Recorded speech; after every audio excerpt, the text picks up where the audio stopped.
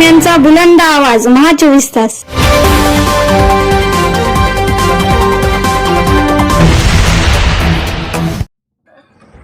बातमी येते नांदेडच्या हातगावमधून. हातगाव हिमायतनगर मतदारसंघाचे महाविकास आघाडीचे उमेदवार माधवराव पाटील जवळगावकर यांच्या प्रचार सभेचे हातगाव तालुक्यातील तामसा येथे आयोजन करण्यात आले होते. या सभेला राष्ट्रवादी काँग्रेस पक्ष, शरद पवार गट या पक्षाचे स्टार प्रचारक दादासाहेब शेळके उपस्थित होते. पाहूया दादासाहेब शेळके काय म्हणालेत. महा 24 तास न्यूजसाठी महेंद्र धोंगडे, हातगाव. माणसाच्या बरोबरीला आणण्याचं काम केलं आणि म्हणून मी सुभाष वानखेडेचा जाहीर निषेध करतो. त्यांनी संविधानाचा अपमान केलेला आहे. त्यांनी माधवराव वंशाचा दिवा नाही म्हणून आपल्या मतदारसंघातील प्रत्येक जाती धर्माच्या महिलेचा अपमान केलेला आहे. नंबर 2, त्यांनी संविधानाचा अपमान केलेला आहे. कारण भारतीय संविधान भाग 3 फंडामेंटल राईट आर्टिकल 15 ने सांगितलं सगळ्या जाती धर्माच्या बाया या सगळ्या समान आहेत, माणसाच्या बरोबरीला आहेत.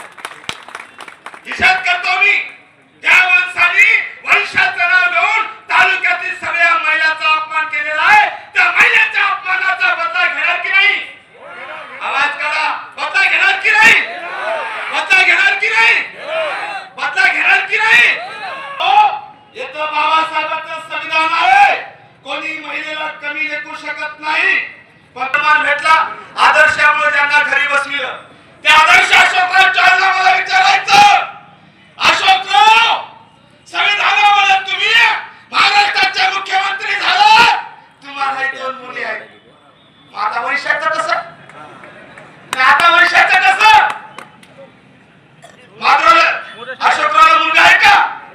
आणि म्हणून अशोकरावला मला विचारायचं, त्याचं उत्तर तुम्ही सभेत दिलं पाहिजे.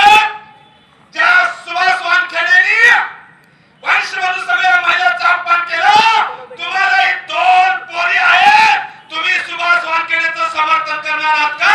हे आपण जाहीर करावं त्या सभेमध्ये. शेवटचा मुद्दा, वेळ फार कमी आहे. एक लक्षात घ्या, हे इलेक्शन खतरनाक आहे बघा. हॅट्रिक निर्माण करणार आहे असं महाराष्ट्रात कुठं नाही. प्रत्येक जागी एक जण हॅट्रिक करत असतं. मी शेवटाकडे वळतोय मी.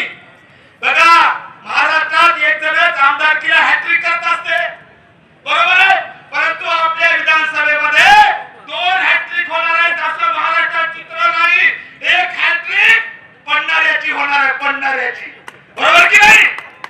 एक हॅट्रिक चौथ्यांदा पडणाऱ्याची आहे.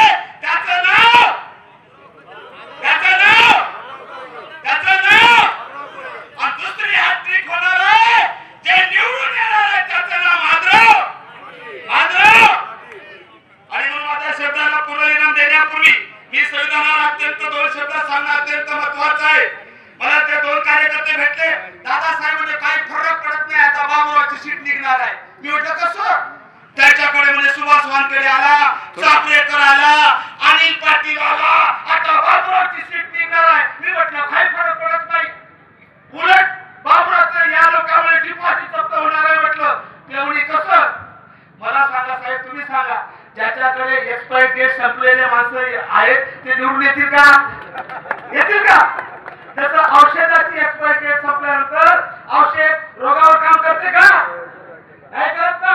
वानखेडे असेल, चापरेकर असेल, अनिल पाटील असेल, ही माणसं एक्सपायरी डेट संपलेली आहे. उलट बाबुरावचं डिपॉझिट जप्त केल्याशिवाय राहणार नाही. या ठिकाणी मी खात्रीला सांगतो. शेवट संविधानाचा अत्यंत महत्वाचा आहे. राज्याचा राष्ट्रवादीचा मी सेक्रेटरी आहे, राष्ट्रवादी काँग्रेस शरदचंद्र पवार पक्षाचा, आणि पक्षाने मला स्टार प्रचारक केलेला आहे महाराष्ट्राचा. आणि म्हणून माझ्या शब्दाला पुनर्विराम देण्यापूर्वी शेवट संविधान सांगणं अत्यंत महत्वाचं आहे. एक लक्षात घ्या, मी आंबेडकर चळवळीचा कार्यकर्ता. 1953 ला डॉक्टर अनुप सिंग यांनी बाबासाहेब आंबेडकरांना प्रश्न विचारला, साहेब तुम्ही संविधान जाण्याची भाषा करता का? बाबासाहेब आंबेडकर म्हणतात, साहेब मी संविधानाच्या माध्यमातून एक मंदिर उभं केलं, मंदिर. पण दुर्दैवाने त्या मंदिरात देव बसण्यापेक्षा, त्या मंदिरात भगवान बसण्यापेक्षा राक्षस येऊन बसलेला, राक्षस. तोच राक्षस आपल्या मानगुटीवर बसलेला आहे. काय केलं त्या राक्षसाने? बघा दाढ किती आहे ते राक्षस, दाढ आणि अपेक्षा आहे. 2015 ला हिंदू मिलचं उद्घाटन केलं, झालं का? नाही. 2016 ला अरबी समुद्रात शिवाजी महाराजांचा पुतळा उभारणार, भूमिपत पूजन केलं मोदींनी, दाढ माणसांनी. अरबी समुद्रात झाला का पुतळा?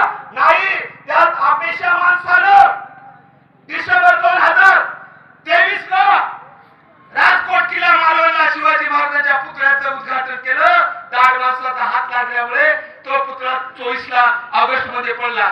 आणि जाता जाता माझ्या बहिणीनं लोकसभेचं इलेक्शन संविधानावर लढलं. संविधान आमच्या बहुजनाचा श्वास आणि घास आहे आणि मोदीने ठरविलं संविधान बदलायचं.